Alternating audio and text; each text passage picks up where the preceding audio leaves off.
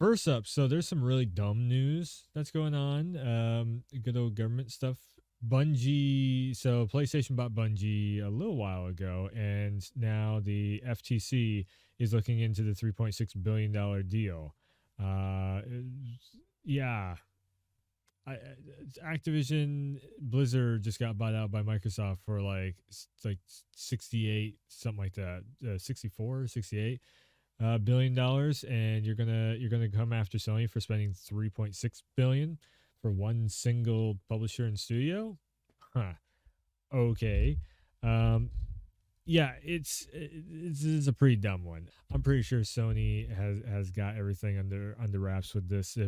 If Microsoft can make the deal for Activision Blizzard, Sony can absolutely go through with the Bungie thing. I know it is Japan, and an American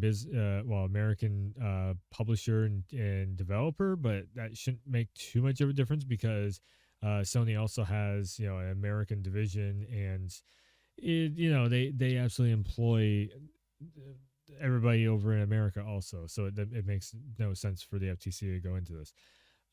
So the other major piece of news, which we're this has something to do with Square Enix here. We're getting there. We're getting into the Square Enix rumor mill stuff going on. So, as I had said before, and people were like, "Oh no, it's coming like next year and whatnot."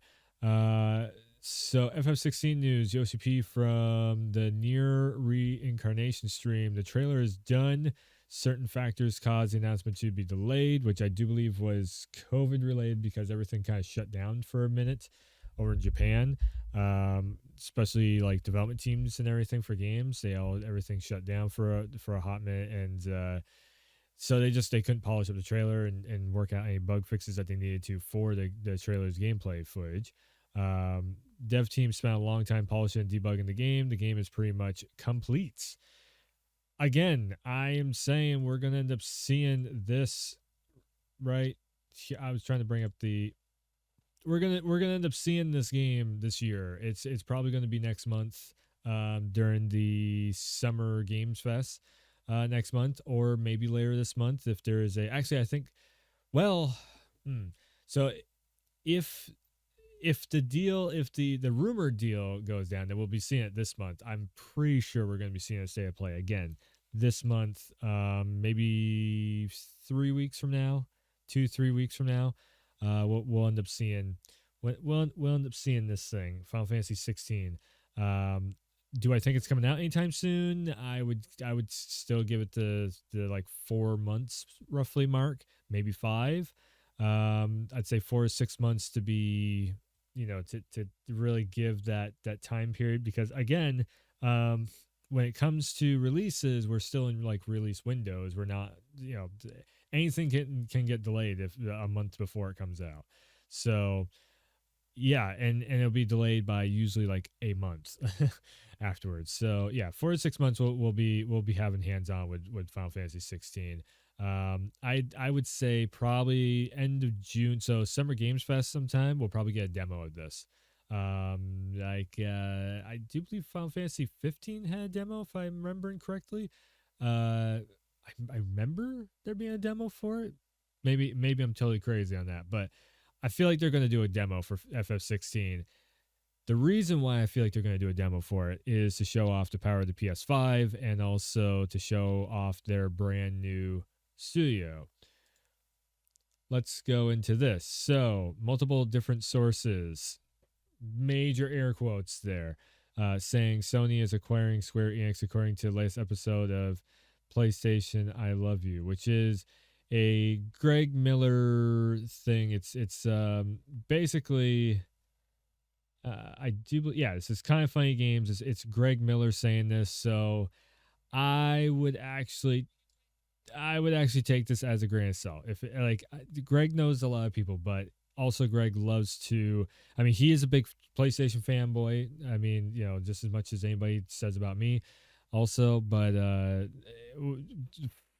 mean, it's Greg Miller. He definitely takes things and poof, to get Kind of Funny a lot of views. Funny enough, this only has five grand in views. You can't see it because I'm blocking it, but right. right here. It only has like 5 grand views.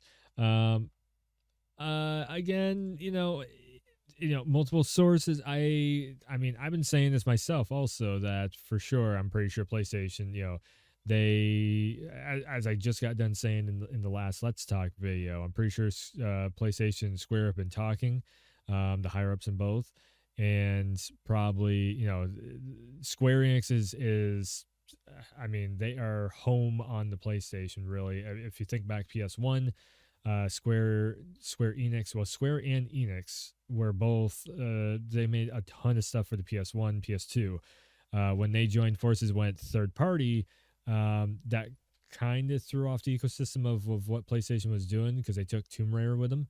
I do believe, was it? No, it was Eidos that was making Tomb Raider, but they ended up they bought the license, they took it with them basically. So yeah, like PlayStation buying out Square Enix. Now the weird thing is though, which would be in this picture here. 21 years ago, Sony bought a 18% stake in Square Enix, but Sony sold their shares in 2014. That is a kind of an interesting fact. Um, yeah, why they would get rid. So here's the big outlier in the room for me is Tomb Raider.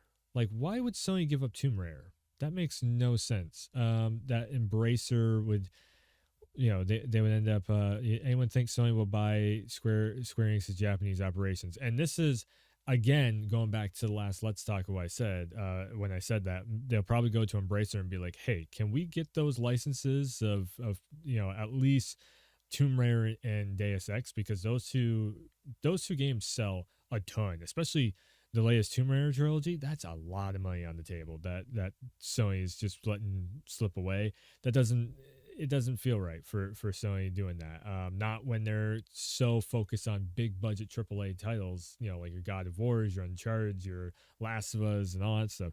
Final Fantasy 7 and 15, 16, and all that. Like they're putting in budgets to make sure that these games are top notch, even if they don't publish them themselves. So I absolutely see them buying out Final Fantasy and bringing it home exclusive to PlayStation. We're already seeing, like FF7 remake and FF16 and remake part two, FF7 remake part two. All those games are going to be PS5 exclusive. Like, it's pretty well a known thing. If they get Nier, that's a big seller. I don't care for Nier, but that's a big seller. So that'd be a good one for Sony also. I do believe this is FF14. I'm pretty sure Realm Reborn. That's a huge seller. That's a giant seller. They had to they had to stop people from getting on the servers because they had, they hit server capacity. That's a huge one. Just cause and that sell relatively.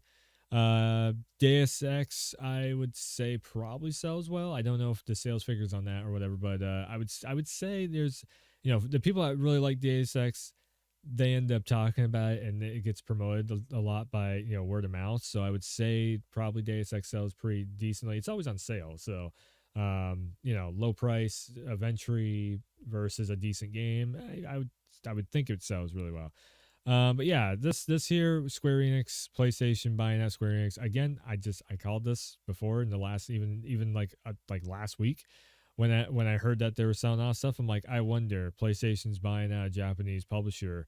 That's a huge publisher. That's I mean, it just makes sense. It's kind of like the writings on the wall right there for PlayStation to be doing something with Square Enix. If Square Enix is downsized into, again, my thoughts, just like I was kind of thinking before, is it's either PlayStation didn't want Tomb Raider and Deus Ex and all that and Thief, or the price was just too big and they couldn't legally do it possibly. Because I'm pretty sure Sony, if they really wanted the licenses, they could buy them. Sony's got enough. They got enough funding. They got enough cash in the bank to be able to buy the whole thing. So yeah, it's a pretty interesting time right now for the news of the day of PlayStation pretty much buying out Square Enix. Without Eidos and Crystal, it ain't worth it. And see, that right there is not true whatsoever at all, because Final Fantasy makes a ton of money. acted much sooner. See, this is where people they're going wrong with this because it would have never been like if they acted sooner. The thing of it is like everybody thinks these deals go down just like that. No, they don't. It takes months for this to happen. Um, these deals are like 4 or 5 months in the making. Like probably since end of last year, these negotiations probably started up around Christmas time. They probably started up last year. You're just now hearing about it, and you're just we start hearing sprinkled of rumors and rumblings and everything, and then all of a sudden it's just like, oh, this very well could be a thing now.